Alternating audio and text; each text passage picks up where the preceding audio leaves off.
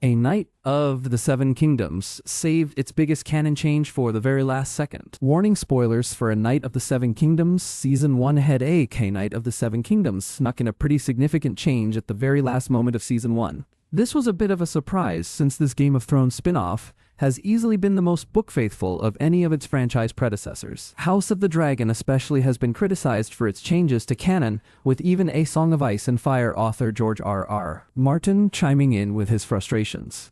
A Knight of the Seven Kingdoms has been for the most part quite different. Creator and showrunner Ara Parker has expressed just how important it is to him to keep A Knight of the Seven Kingdoms in line with Martin's works. Efforts to achieve this have included keeping the author involved, and Martin serves as a co-creator and executive producer on the project. This has worked wonders for A Knight of the Seven Kingdoms, and both its viewership and reception have rivaled that of House of the Dragon and even some seasons of Game of Thrones. Of course, not every aspect of Dunk and Egg's on-screen adventures has been exactly as Martin wrote them. A Knight of the Seven Kingdoms includes some unique flashback scenes that aren't necessarily canon, but that still enhance the story rather than take away from it. It's difficult to say whether the same is true for Season 1's last-minute change. In the finale's final moments, we see Prince Maekar looking furiously for Egg as the Targaryens leave Ashford Meadow. Egg had lied about getting his father's permission, but that's not how things went down in the book.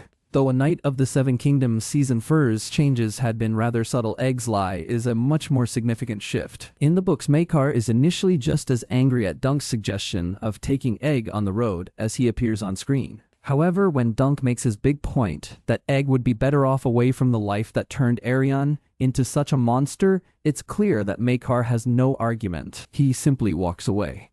Dunk takes that as permission and has never given any reason to think otherwise. Parker has addressed this last-minute change, explaining that Maekar's anger at the end of A Knight of the Seven Kingdoms Season 1 finale was initially meant as just a bit of a joke. Egg is a mischievous kid, and that last reveal that he had again disobeyed his father was just a way to emphasize that. Parker also explained that he felt Maekar's permission was up for interpretation in The Hedge Knight, making the ending fair game. In the book, it felt fair game to me because it's actually never explicitly drawn that Maekar says, "Okay, my son can go squire for you." They're talking about it, and Dunk makes a good point, but then Maekar just walks off, and a few moments later, Egg shows up. Maybe Egg was just hiding in the bushes. Maybe Egg followed his father there, and his father was going back to the castle to say, "Let's FG get out of here." And then Egg is like, "Hey sir, I'm allowed to come with you."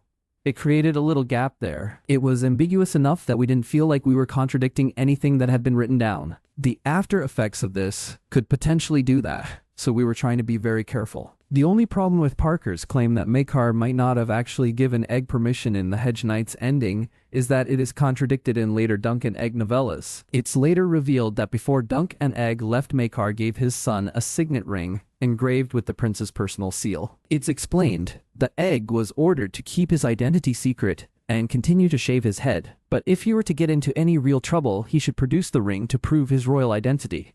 Of course, this change in A Knight of the Seven Kingdoms doesn't have to be a big deal. As Parker said himself, it really just depends on how it is handled in Season 2. Maekar's anger at the end of A Knight of the Seven Kingdoms Season 1 seemed to imply that Dunk will be in more trouble going into Season 2. The prince could be so enraged that he sends men to find Dunk and Egg, or else goes after them himself. This would mean more conflict between the Hedge Knight and his squire if Dunk were to learn of the lie and a potential arc in which the pair are on the run with the Targaryens on their tail. This would be a frustrating change from canon, especially after Season 1 did so well at avoiding the sorts of troublesome shifts that have gotten House of the Dragon in so much trouble. However, Parker's claim that Maekar's anger was just meant as a comical conclusion to the season is encouraging. It means that Egg's lie should have no real consequences in A Knight of the Seven Kingdoms Season 2, and the story can progress without issue.